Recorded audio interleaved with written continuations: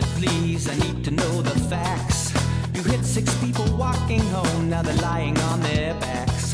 The truth is just one small thing that your story lacks. Did you have the green light? Were you in the right? I'd like to take your statement, please. I need to know the facts, Jack.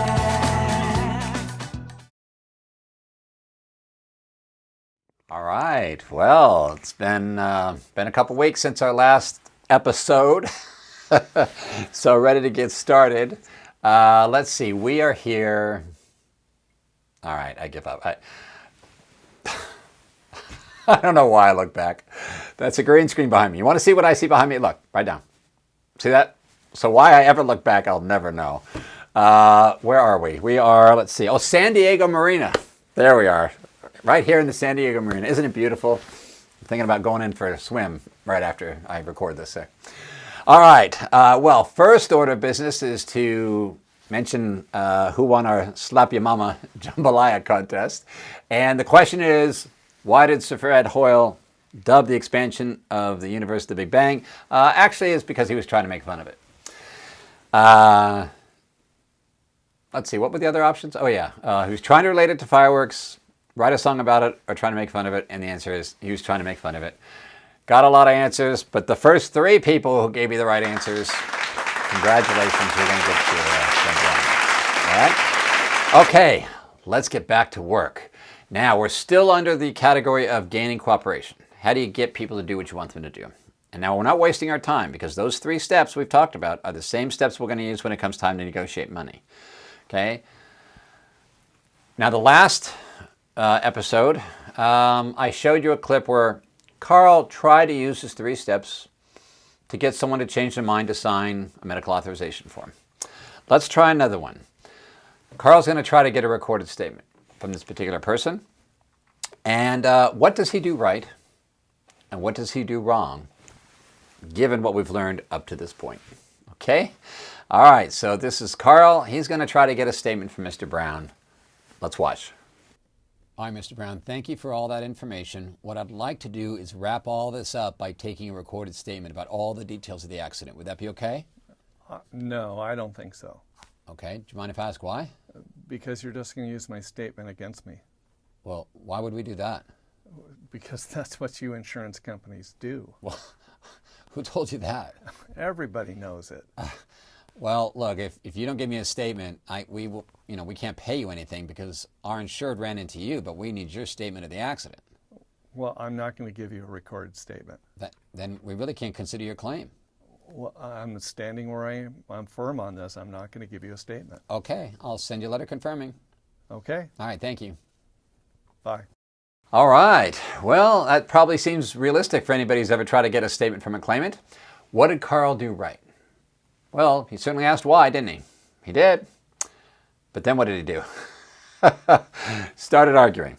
And this is a pretty realistic conversation. I've heard many of these conversations just like this. All right. So he certainly did something right, but he also did something wrong. He started arguing with the person. All right. So let's try it again. Given our new skills, we understand empathy. Empathy is a very important element of good negotiations, especially for claims. And what we said before, we're dealing with people who have had something bad happen to them. They didn't like it. They didn't want it. They didn't ask for it. And so empathy can go a long way. All right. Let's try it again. Let's see if Carl uses his 3 steps. Now that you've learned all 3, let's give Carl another chance. And let's see if we can work this out. Go ahead. Mr. Brown, at this stage, what I would normally do is take a recorded statement from you about the details of the accident so we can consider your version of the accident. Would that be okay? No, I don't think so. Okay. Do you mind if I ask why? Because you're just going to use my statements against me. Okay. Well, I'll tell you what, if your concern is that we'll just use your statements against you, and that's why you don't want to give a statement, I could certainly understand that.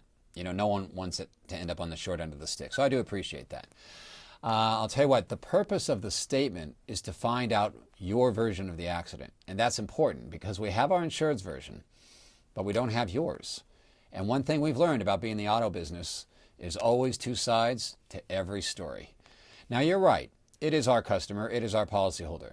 But you're our customer, too. Okay? By virtue of this accident, that makes you our customer, and you're entitled to every bit of consideration and respect as our policyholder. So what I would like to do is take your statement and objectively determine basically the liability of this case. Would that be okay? Okay, fine. All right, let's get started. All right, well, was that any better?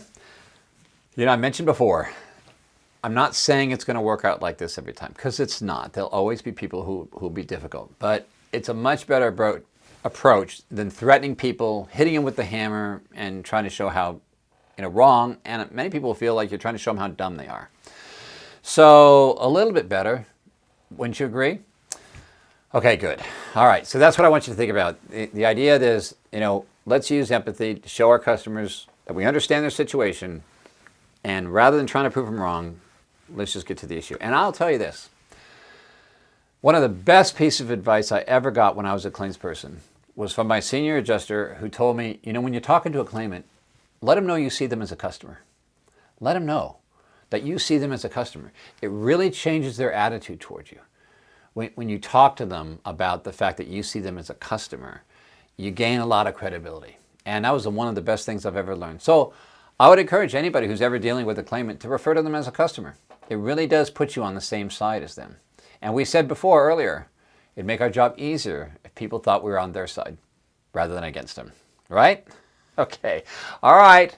Well, we've still got some more to do. We're not done yet. We've got some blocks to finish off, but we do have to leave right now.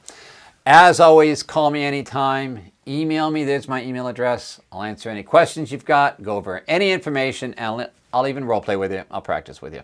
Okay? All right. Our next trivia, and by the way, of course, sponsored by our friends at Latitude. Thank you, Latitude folks, is going to be the 8 characteristics of the awesome employee. Now, I gave out before the 8 characteristics of the awesome adjuster, and that was claim specific. If you take 3 of the books, the 8 characteristics of the awesome adjuster, gaining cooperation, and attitude and ability, and you stuck them all in one book, you would get this. The 8 characteristics of the awesome employee. The only thing is, it's for the general public. It's not claim specific, but still contains a lot of value. And I'll send you the first 3 people who get the answer right, I'm going to send you a copy. All right? So our question, since this has to do with me writing, our question is going to have to do with nerds. Okay, that's going to be our question. Here's our question. The word nerd was invented by what famous author? Dr. Seuss, William Shakespeare, Mark Twain. First 3 people who send me an email, you're going to get the copy of the 8 characteristics of the awesome employee. Okay? All right, that's it, everybody. When we come back next time, we're going to start filling in some blanks. So I'll see you soon. All right, well, if you like these videos, please hit the like button. Also, please subscribe. And if you would like to be notified when we do put up a new video, please choose the All button under Notifications.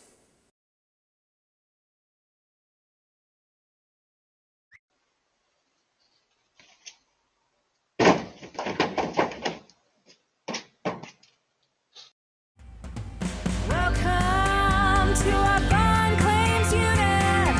We make new friends every day. We are always smiling and happy. Where our work just seems like play. Welcome to our fun claims unit. We make new friends every day. We are always smiling and happy. Where work just seems like play. Welcome to our unit.